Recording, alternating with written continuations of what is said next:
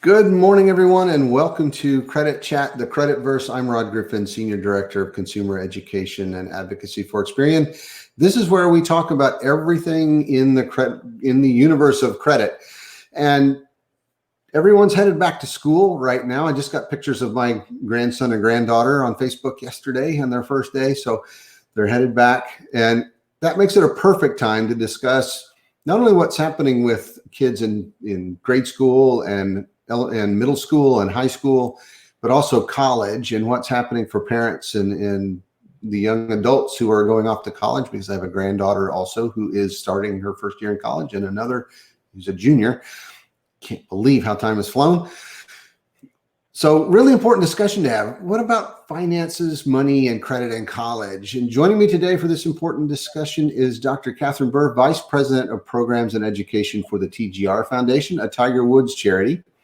Prior to joining the TGR Foundation, Dr. Bihr was the principal of Vista View Middle School in Fountain Valley, California. And we were just talking, and prior to that, she was a teacher.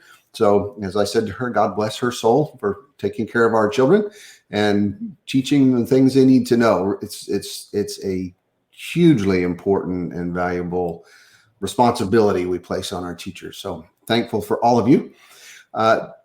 In addition, she was 2019 chair of the STEM Funders Network, and serves on the board of directors for Project Tomorrow, and serves as adjunct faculty for the Rozier School of Education at the University of Southern California.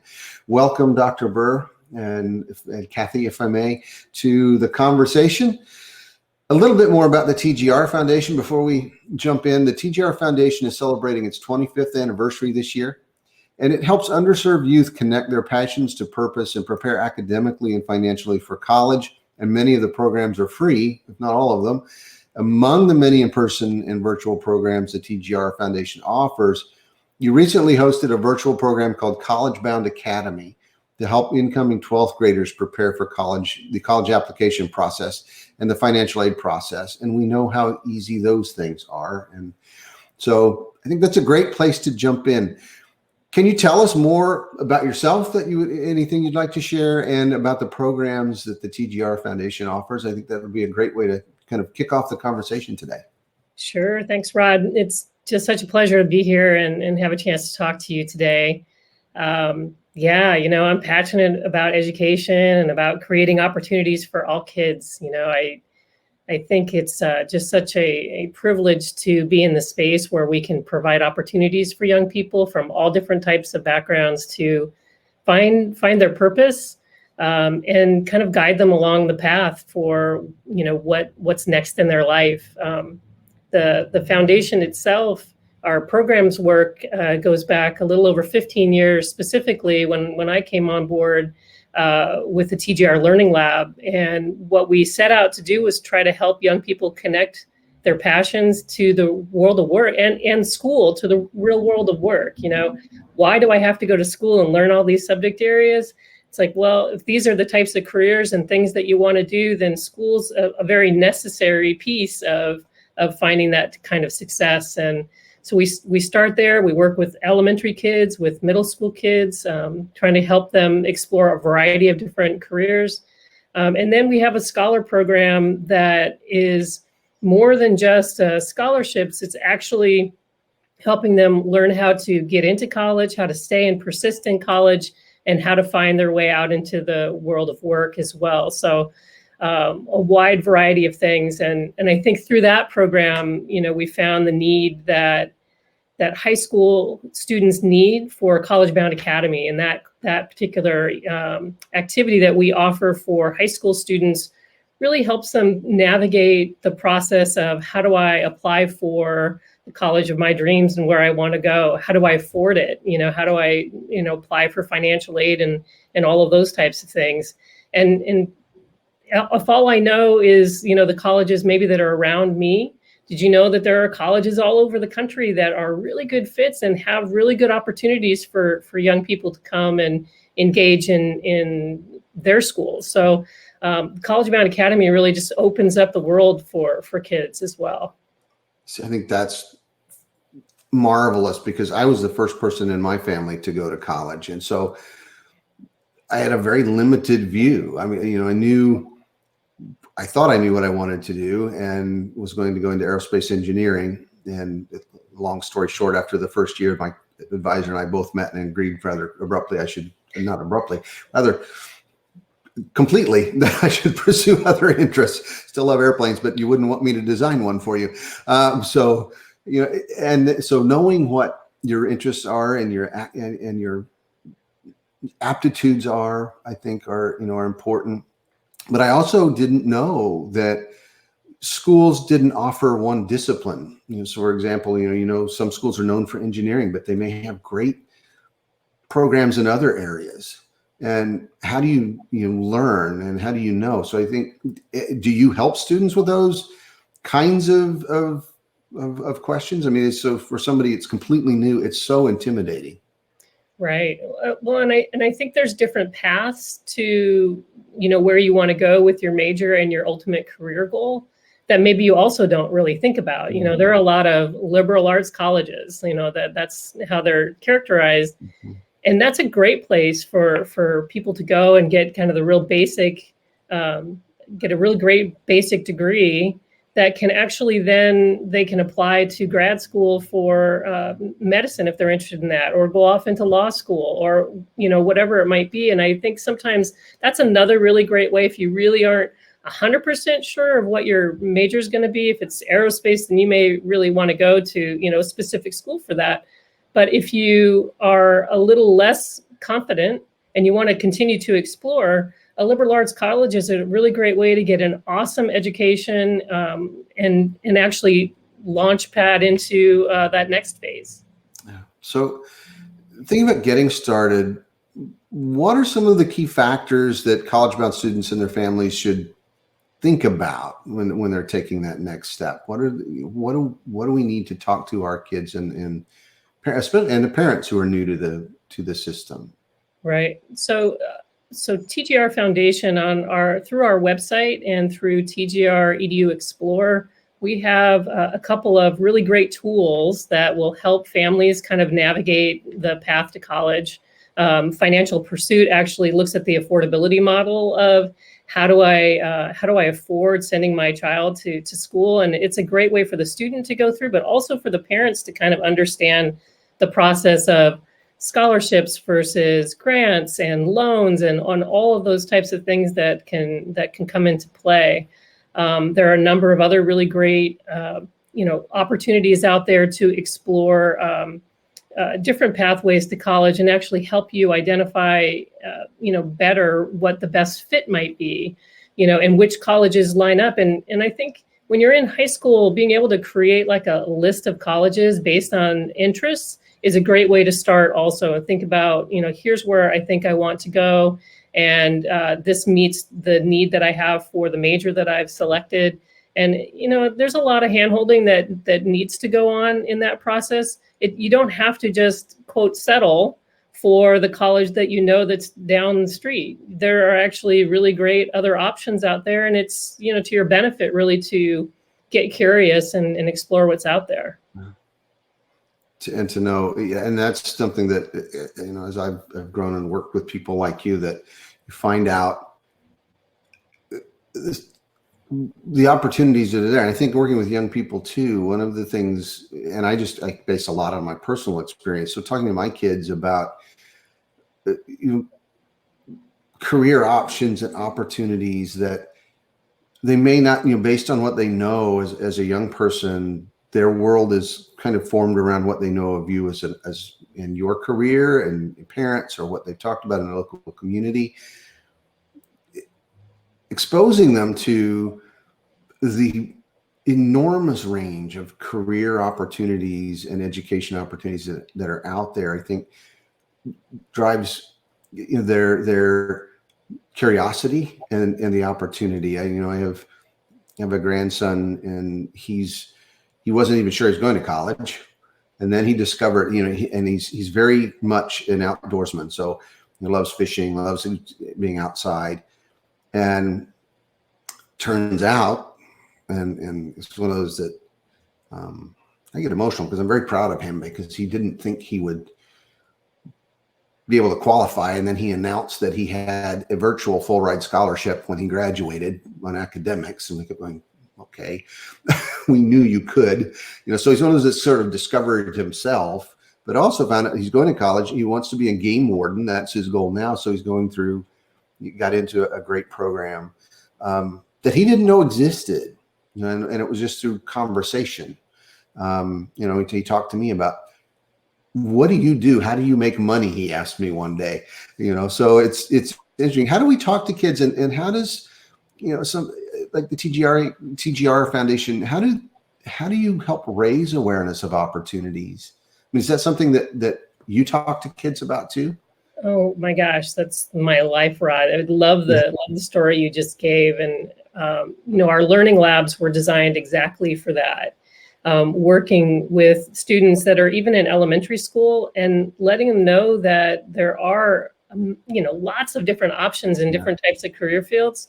Our 5th grade program actually focuses on careers in forensic science and marine science. And it just shows even in those two fields, there are thousands of possibilities of jobs that are attached to that. And what you need to be is just curious and willing to kind of go and find out a little bit more information. When kids move into middle school for the TGR Foundation, they come to our learning lab, and now they can take some classes online as well through our virtual program. They learn, what it is that happens when you want to be an aerospace engineer. You talked about that earlier. What does that mean? I'm going to be an aerospace engineer. What are the types of things that I'm going to do? And I think that's, going back to what I said initially, I think that's what education misses sometimes in the typical school, is that we don't paint that picture well enough for kids to really understand, you want to be an engineer. Well, did you know, physics is really important. So, you need to get those basic foundational skills in order to find success. And, in terms of how we work with families, one thing that, I recommend is that, if you're just having a conversation with your kid, just deconstruct anything. Well, how do you think this food got into the store today? And all the different careers that probably, happened in order for you to get dinner on your table today. Yeah. And when you really start unpacking all of that, you start realizing that, oh my gosh, there are so many different types of opportunities. And we have other activities and things for families to do at home. We have design challenges where families and students, they can all work together on different types of projects. And all of that, I think, is just really healthy, good fun for the family. But at the same time, it's disguised learning. You're learning a lot around the process of how things work. And that's just really the magic of education. Yeah, and sometimes that learning when you don't know you are is the best kind of learning to do. Especially with kids, I've found that if you tell them you're going to learn something now, they will resist mightily sometimes. So it's always an interesting conversation. This week we talked in our credit chat. So every Wednesday, for those who don't know, we have a credit chat on Twitter. It's just called #CreditChat. You can find us, search us at ex.pn/credit chat. We talked about financial tips for college students and how they can pay for their education. For a lot of students, it's the first time that they'll go to school and first interaction for their families. It was for mine. So we did the student loan plan because we didn't know any different. Fortunately, I went to a really good school, but it was a state school. It wasn't terribly expensive and relative to some, and it's worked out fantastically.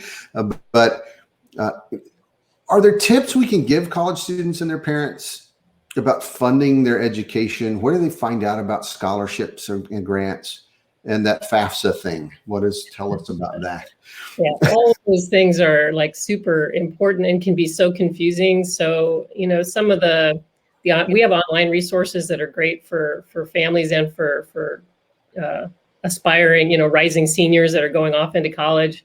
That they can go on and get that information on their own. But even simple, Twitter searches can unveil, different types of scholarships and things that are available out there. There are websites out there also that you can put in your information and you can tell them the types of things that you're interested in pursuing, and it will actually spit out a list of scholarships that can provide you can apply for based on your areas of interest, which is really valuable. FAFSA, the Common App, what is that? How you actually fill that information out.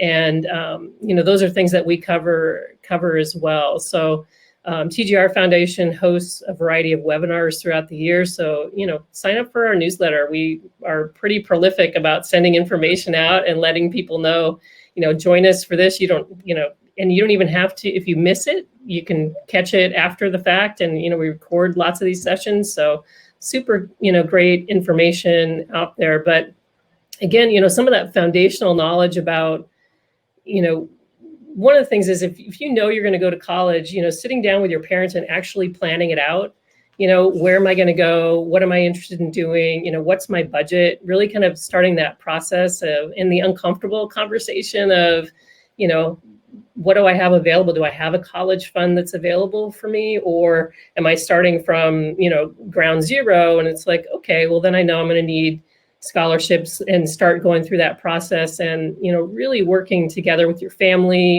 Your school counselor is a great resource.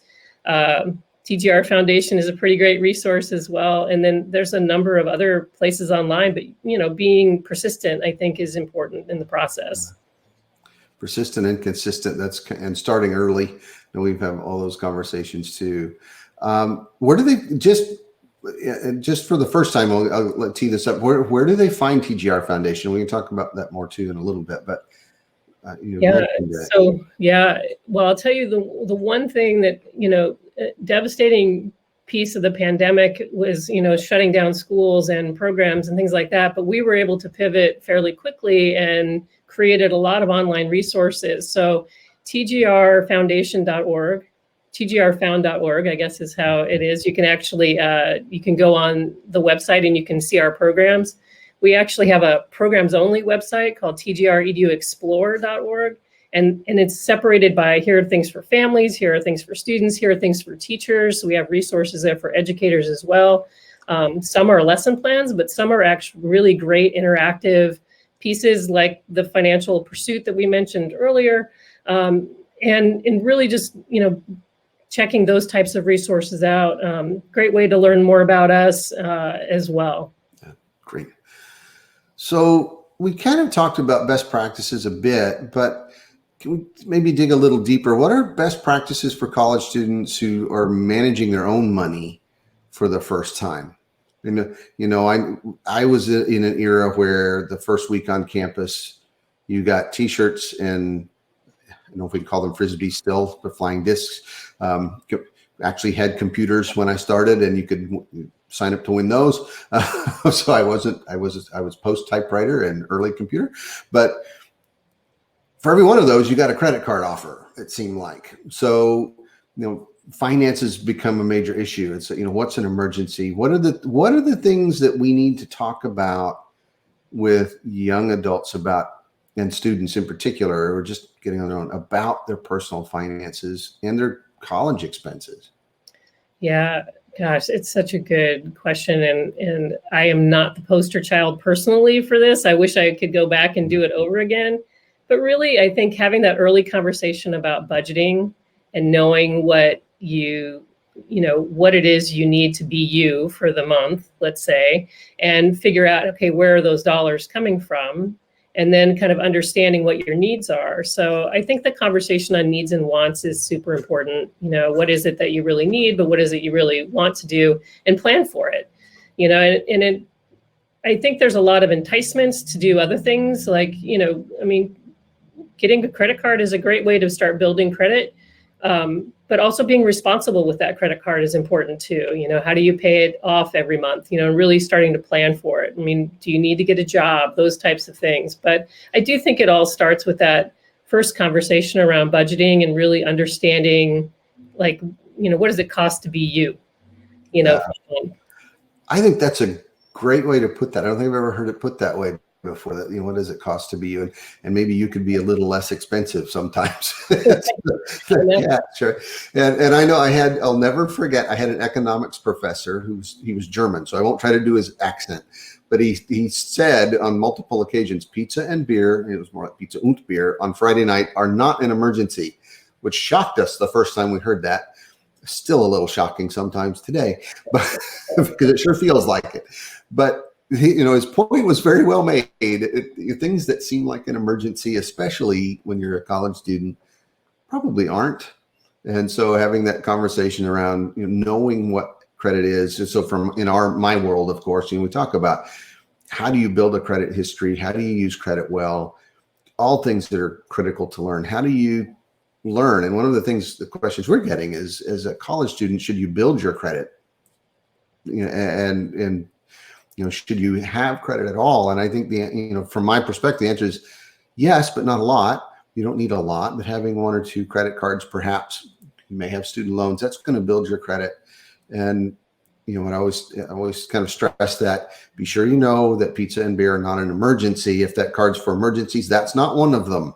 So, but using it well so that it's there to work for you. I think that's part of that conversation.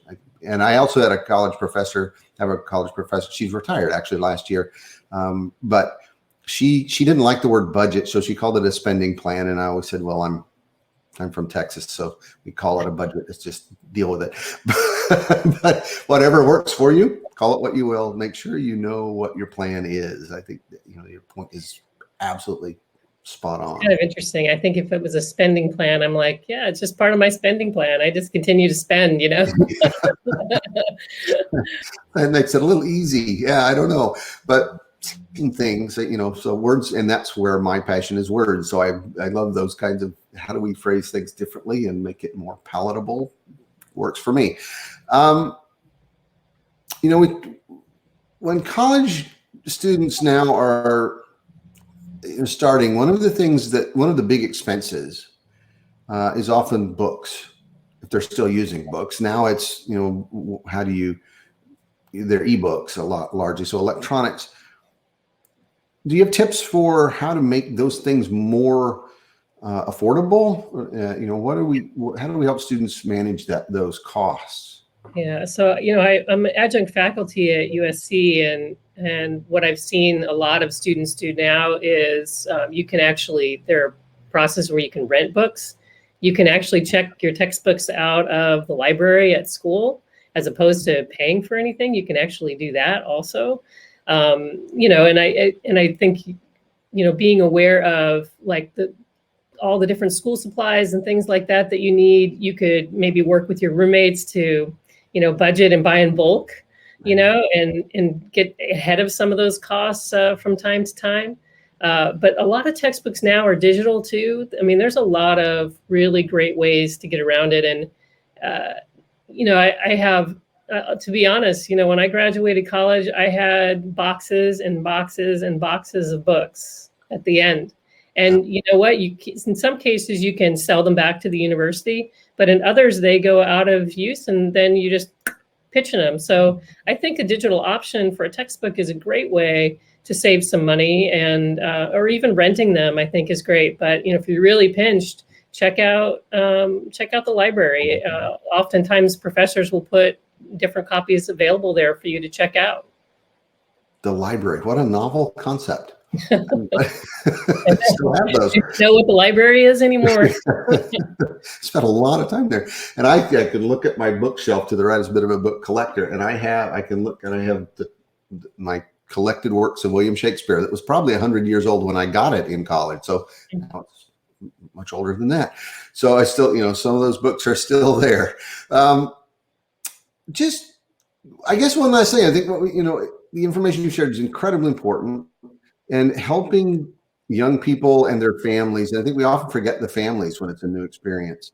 Is so important to understand how to navigate getting into and through the college years. Just to kind of one more chance to talk about the foundation and how people can find you and the programs you have. I want to make sure you have a chance to share. What are the websites? How do we find you? Because I think there are so many people who would benefit from the services that you and the foundation provide. Yeah, our website is tgrfoundation.org, but you can also find us on Facebook. You can find us on Twitter and on Instagram as well. We're out in that space. We have a physical presence here in Southern California as well.